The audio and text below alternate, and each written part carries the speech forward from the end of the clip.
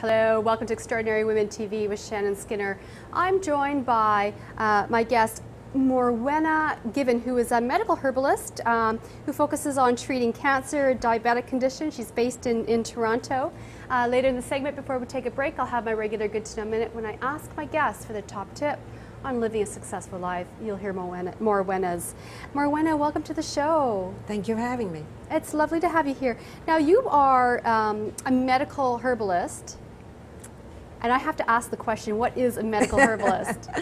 Well, it's an extensive training. The first 3 years are almost identical to that of a medical doctor who is coming through med school. There's very little differences. There's same textbooks, same kind of tutors, and so on and so forth. One big difference, we do no morgue work.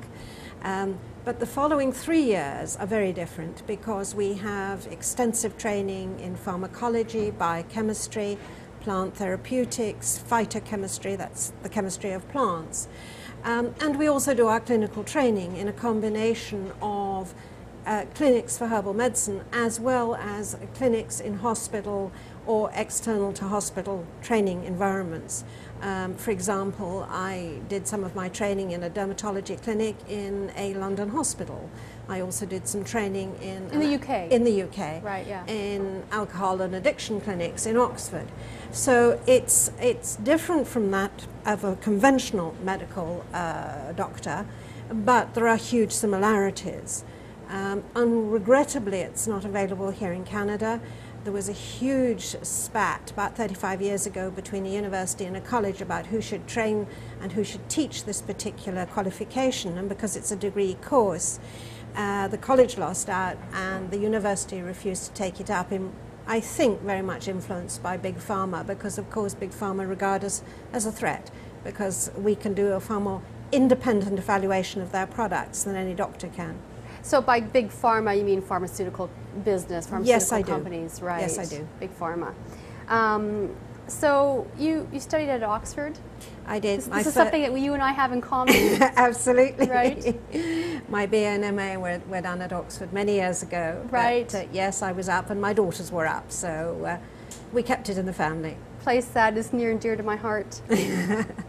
And you enjoyed your time there too? Oh, I loved it. Absolutely loved it. Yeah, I studied creative writing at Exeter, and for summer a few years ago, 3 years ago.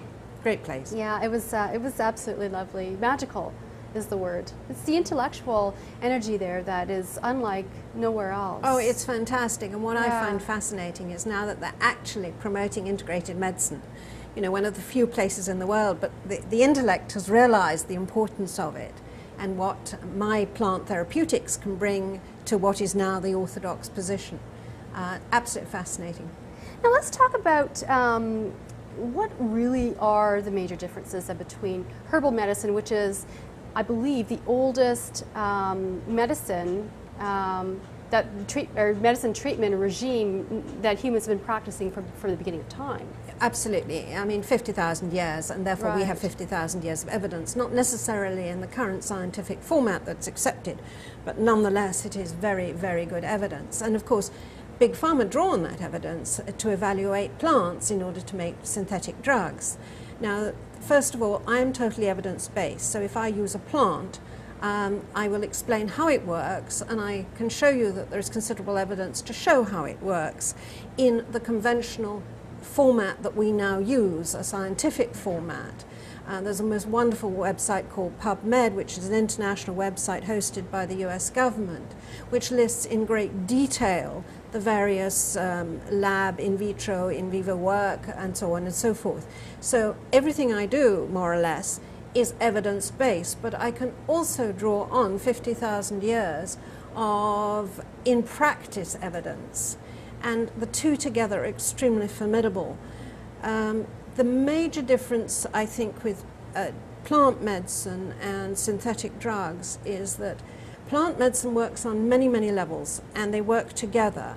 Synthetic medicine, because that's the only way they can patent a drug and thereby make money out of it, is to have a single mode of action which they can then patent. But that mode of action has huge consequences. For example, if you are taking a statin drug, that inhibits your cholesterol as synthesized in the liver. But the first molecular building block of your immune system is cholesterol. So you can then go on to the direct consequences of taking that drug, but that isn't the action of the drug, it's the consequences of the drug by actually inhibiting your immune function from behaving normally. So what kind of drug? I mean, can you give me an example specifically of a drug that would be common, that somebody would understand? Well, the statin class of drugs is extremely common. Colloquial names are things like Crestor and Lipitor. If you go to the proton pump inhibitors, they're a very common class of drug in Canada. They inhibit the secretion of HCl into the stomach, which again is your body is one of your first defenses against pathogens. If take recently HRT, for example, right, women yeah. were prescribed HRT. Lots of talk about HRT. And thank goodness it's been stopped, because there were severe consequences to HRT and women didn't need it in the first place. Right, such as? Now, consequences for HRT, yeah. thromboembolic events, cardiac events causing death, right. and it has now been shown also to promote carcinogenesis, cancer in other words. If you take something like the osteoporotic drugs, which were then replaced, they said, oh, you know, one very concerned about osteoporosis in postmenopausal women, take a drug which inhibits that. Well, now we know perfectly well, 10 years later, that there is severe osteonecrosis of the jaw. There is also the fact that it freezes the bone, so the bone becomes extremely brittle and in fact contributes to falls and this sort of thing.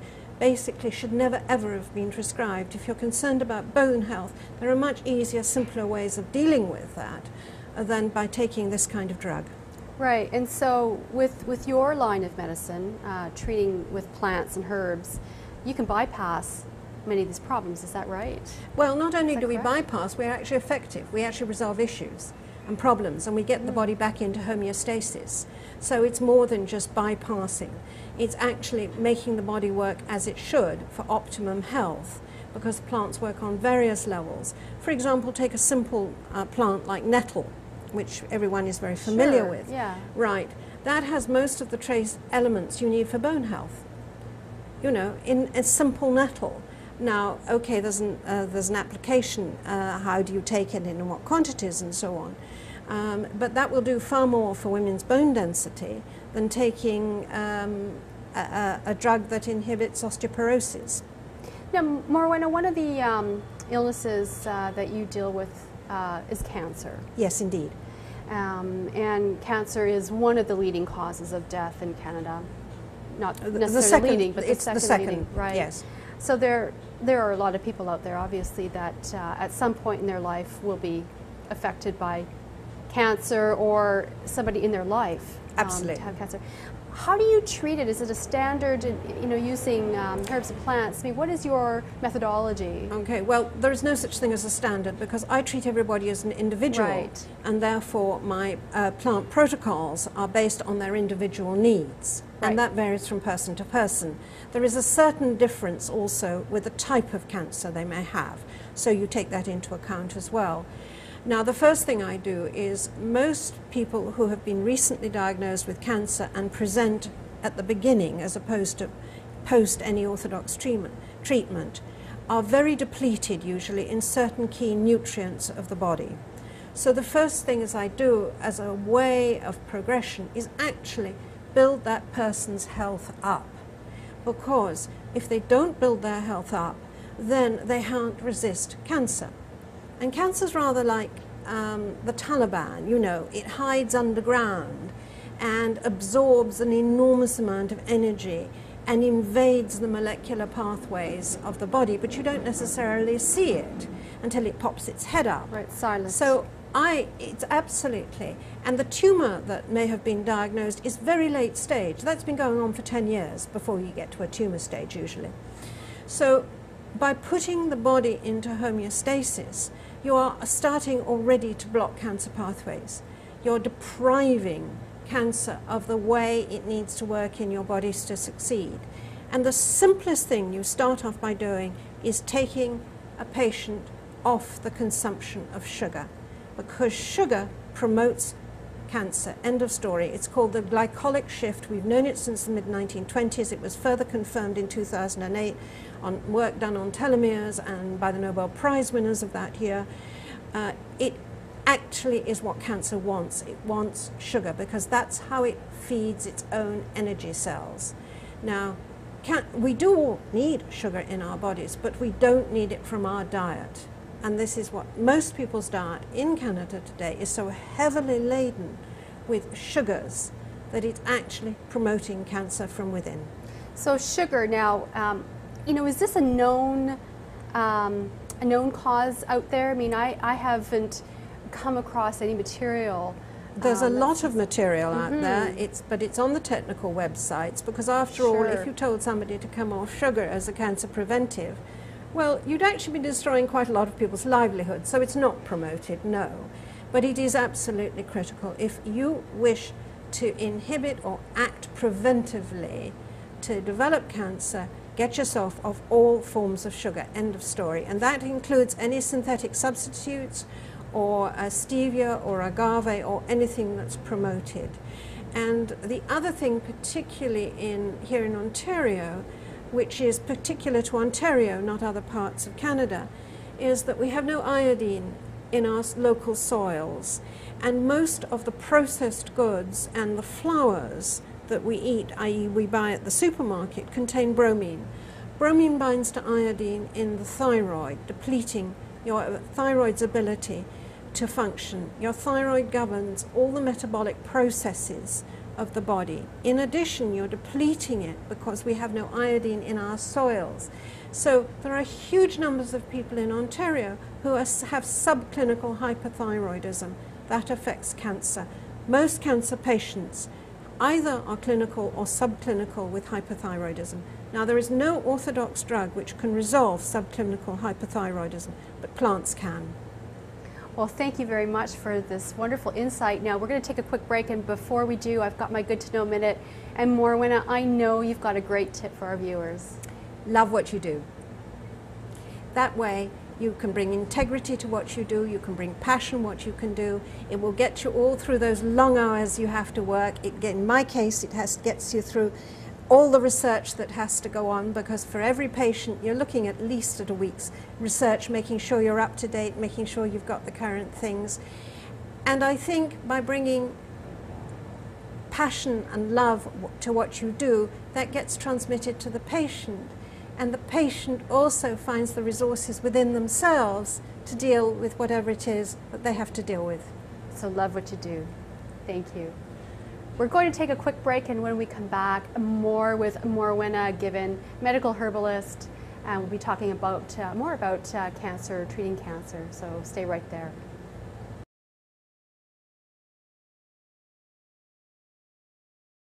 Welcome back to Extraordinary Women TV. I'm Shannon Skinner. I am joined by Morwenna Given, who is a medical herbalist and, of course, one of very few in Canada practicing what you do. Very, very sadly. There are about 5 here in Ontario, I think a similar number in BC, where incidentally one of my much respected peers, in fact, teaches oncologists at the Vancouver General Hospital now, because they have begun to understand and appreciate what she can bring to a very difficult problem and an increasing problem. There's about 2 in Saskatchewan. I'm not sure how many there are in the eastern provinces, but there are sadly very few of us. Now, what we were talking about before the break was something very, very intriguing, and that you said, quote unquote, sugar causes cancer. It is a prime cause of cancer, right. And that is looking at cancer at the biochemical level. Right. As a statement, diet can cause cancer. Diet very often does cause cancer because diets are inappropriate. But cancer is a multifaceted, multi-pathway problem issue to deal with. So it's very hard to say exactly what causes cancer. However, we do know that 90% of cancers are entirely due to environmental issues. End of story. Only 5% are genetic and 5% are caused by what's known as iatrogenesis, which is doctor-caused, essentially, in putting it simply. either through radiation or whatever. But if you look at that 90% of environmental causes, diet is a huge issue. And so many people's diets, unfortunately, are wholly inappropriate to bodily needs. They reflect very sophisticated marketing, but actually not what your body needs. And hence, if your body doesn't get what it needs, its immune function is depleted, and it opens itself to pathogens. Right. So what happens then, you know, I know that you treat a lot of women or who have cancer. I mean, and I would imagine that moment that they find out they have cancer must be, you know, really shattering. What should they do? Well, unfortunately, cancer has been marketing as via a fear policy, which I think is disgraceful, frankly. You know, there's huge fear associated with cancer. No, it's a word. It's not a sentence. You can do something about it. So I think anybody who has been newly diagnosed should just say, stop. Unfortunately, the tendency in Ontario is for them to be pushed by their family physicians straight in, rather like a sausage, into the processing factory, which is how it's dealt with here in the orthodox system. Quite the wrong approach, in my opinion. The tumour has been going around for 10 years. This is not new. They will tell you, oh, it's aggressive, it's urgent and everything. No. Take your time. Go and talk to a lot of people. Go and talk to all sorts of therapeutic options. Don't be pushed by your family physician into a course of action, because that may not be right for you. Now, for somebody coming to me to saying, please treat me without any orthodox chemo or radiation, that is a decision they have to make. And we work together. Some will say, well, I want to do chemo, can you support me? The answer is yes, I will support whatever the patient wants. And I will also say, here are the positives and here are the negatives. You need to go and discuss this. And the whole thing about cancer is more and more people are beginning to realize, who are in the field, that the conventional way that's practiced in Ontario is very, very out of date. It's about 30 years out of date. For example, now there is a hospital in the States, St. Jude's, where for lymphoblastic leukemia, they don't use radiation at all now, because they've come to realize that radiation actually ends up doing more harm than good. People are dying of the radiation? People are dying of the chemo rather Radiation affects DNA, it destabilizes the DNA of every cell, Right. and that's precisely what cancer wants you to do, because that's an easy way for cancer to get hold. Because that's its objective, to destabilize the DNA so it can insert its own DNA and take over the cell. So that's one issue. But that people are beginning to realize that 50 years on, the same chemo drugs have been used. They don't work, and they don't work very well. And yes, we have this 5-year biomarker, but in fact the 5-year biomarker is a lot of nonsense, because the moment you go over 5 years, it absolutely drops straight down. And interestingly enough, in the province of Ontario, since they stopped prescribing HRT, breast cancer, for example, death rates really have not altered, something in the order of 1%. Thyroid cancer is the biggest growing cancer in Ontario. Is that a surprise? No, because of the lack of iodine and the way that the thyroid is ignored, generally speaking, by general practitioners, by the failure of the Ontario government to allow a thyroid panel test to be a standard test. It only tests for TSH. You cannot evaluate the thyroid on a basic TSH test, end of story. If anybody says nonsense to me, I refer them to page 1303, Merck Manual, 18th edition, where it clearly states and provides a very handy table so that you can evaluate if you're a medical practitioner. You definitely know your stuff. Now, let's talk about prevention. I mean, how do we prevent diseases? And I mean, obviously, you're taking a holistic approach. I take a holistic approach, so I look at the body as a whole, because the body is a jigsaw. Disturb one piece, you disturb all the others. However, there is virtually no prevention practice currently. At most, we get prevention is early detection. Those are two separate issues. Prevention, I think, should be done and could be done, and I think it's the responsibility of government, both federal and provincial, to do that. And they could cut our taxes very substantially if they took that approach instead of increasing them. Because don't forget, here in Ontario, over 50% of the budget is in fact devoted to healthcare. So we're just looking at higher and higher taxes for healthcare and not achieving results that wouldn't be tolerated if this was a private environment or a business environment. So we talk about prevention. The first important thing to do is diet. End of story.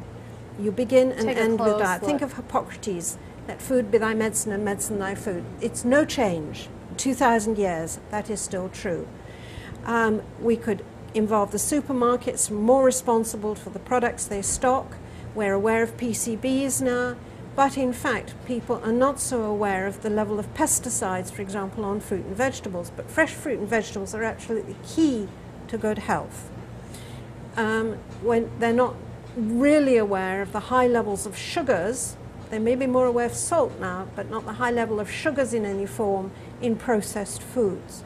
So diet is a key preventive measure. Exercise is a preventive measure. But then, hang on, there are others. Alcohol consumption is a known precipitant for some forms of cancer. Then drugs are a known form of some precipitant of cancer. There are all these secondary elements for prevention that should be addressed and are not being addressed. And I think the provincial government has a lot of work to do in this area. Right. Now, I'm sure that you find yourself up against the naysayers now and again. Absolutely. Right. How can you heal and treat diseases and illnesses using plants and herbs? Right. Well, there are two aspects to this. Right. You can take a cart horse to water, but you can't force it to drink. So discarding that element, I usually smile very sweetly and say, what evidence would you like? And then I produce it. In other words, in a scientific form, freely available. Regretfully, most people don't understand it, and that goes for a lot of family physicians because they weren't taught biochemistry. Family physicians 45 years and now basically were not taught pharmacology or biochemistry, and that's reflected in their actions today. I give you as a way of example, I had a patient who was being prescribed very high doses of aspirin, which was having very negative effects. The family physician recognized this, they knew this, they wouldn't let her come off aspirin on the basis, quote unquote, that they don't know how it works and we don't know how to measure you if you come off aspirin and go on to this plant that your friend is prescribing. That was the attitude. So I wrote a detailed scientific paper explaining that in 1971 Vane and colleagues had in fact elucidated fully the mechanism of aspirin, which Bayer had not in 1897 when it had synthesized the drug. And then I went on to describe the 5 tests regularly used in the hospital and out-of-hospital environment by which this mechanism could be monitored and evaluated. And in exactly the same way, I said this was the plant, particularly amongst others, that I was willing to prescribe to this patient that was appropriate for her, and explained exactly the tests that could be used to monitor it and its biochemical actions. Wow. They were not very happy.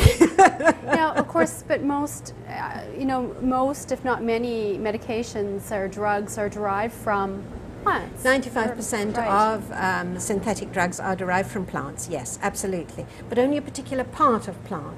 For example, turmeric, curcuma longa, which I use extensively with cancer, every cancer patient has it, has 98 metabolic pathways. No drug has that. End of story. But you cannot take one part of that plant and achieve that result. Now, take vincristine, which is a cancer drug, from the Madagascan periwinkle, because of its ability, it's an antitubulin drug, which is its ability to halt the cell replication.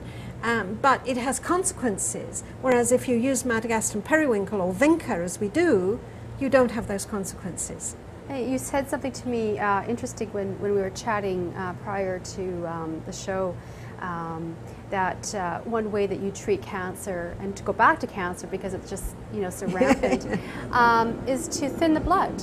Yes, I do, because this is a very important strategy. The way that cancer develops its tumor and its own vascular supply is to send out chemical signals which attract hemoglobin molecules together, right? So they attract them, they agglutinate them in order to find a vascular supply, and then they take them over. Now, so what does that actually mean? It means, imagine a toadstool. Okay. You have a toadstool in the forest, and it sends out spores right adjacent to where it's living. And that creates more toadstools that bind together. So you get a bigger and bigger toadstool growing, right? Got it. Now, if you inhibit the ability of that toadstool to send out those chemical signals to grow and to get bigger, via the bloodstream, you thin the blood. Now, aspirin is known to thin the blood, but it does it irreversibly, and hence the damages it does. We use plants that do not thin the blood irreversibly. In other words, within 24 hours we can stop that process, so that we can control blood thinning to really quite a finite degree. If you wanted to test it every 2 minutes, you could do so. But what it does, it inhibits that tumour from growing, because the tumour can only grow if it increases its blood supply. Because one of the very poor mechanisms cancer has, and this is where we come back for sugar, is developing its own blood supply and developing its own energy cells. It is in fact a weakness of cancer. It's the way we can get at cancer and destroying it from within. You know, you get into that mitochondrial cell and you protect it, and therefore it cannot disrupt the energy mechanisms of cell and of cancer. So we have plants that can do that. So, Morwenna, then what happens then when patients come to see you? I mean, what can they expect when they come to see you? A first visit usually lasts about 2 hours, and I do an extensive discussion of their health, their current health, their past health, and the condition with which we're talking, whether it's cancer or it doesn't matter. Then I ask for all their blood work and reports and everything, and I review all that they have had from their conventional practitioners. And then I have a further discussion with them, and I may or may not always agree with what their conventional practitioner said. For example, I had somebody come to me with diabetes and a known thyroid condition, and that she had been told her constant diarrhea was in fact due to the diabetes which she'd had for 30 years. No, she wasn't. She had celiac disease, and it was very obvious. Now, went undetected. But it had never been diagnosed. Right. You know, that was virtually the first thing I said to her, which is, it is very difficult because it's very much a lifestyle issue, because if you have celiac disease, it's no gluten. But I make an evaluation, I make an assessment on the evidence I have in front of me, then I may ask the patient to go and get more blood work, whatever is appropriate. You know, in women, if they have not had a recent thermogram, I recommend they do so if we're talking about if there are indications. And I pull together all these signs and symptoms in exactly the same way a conventional practitioner would have done 50 years ago, before there were ultrasounds or MRIs or anything. Exactly the same technique, exactly the same signs and symptoms, updated a little bit with increased knowledge. Yep. But that's the basic way medicine's been operating for thousands of years. It's signs and symptoms. And then I discuss with them their therapeutic options, and usually make up a bottle of what we call tincture, combining a number of plants in order to start rectifying the problem they've come to discuss with me. I also cover off things like diet, very important, exercise, sleep, areas of stress, if it's important for them to have counselling for any reason, and so on and so forth. So I'm looking at the whole picture, not just a tiny part of it or just an area of it, somewhat similar to the orthodox profession as it's structured today. Well, Morwenna, this has been a very inspiring conversation, and I've really truly enjoyed it. It's been very insightful. Our time is now up, but I really appreciate you coming into the studio and talking about what you do, and giving my viewers some insight and hopefully some information that will be, you know, useful to many people out there. So thank you. Thank you for having me. Well, for more information or for more information about upcoming shows or to contact me, visit the website at extraordinarywomentv.com. Special thanks to the folks at that channel for the production and behind the scenes work. Really appreciate your help, guys. If you are interested in transforming your life, I hope these stories have inspired you. You've been watching Extraordinary Women TV with Shannon Skinner. See you soon.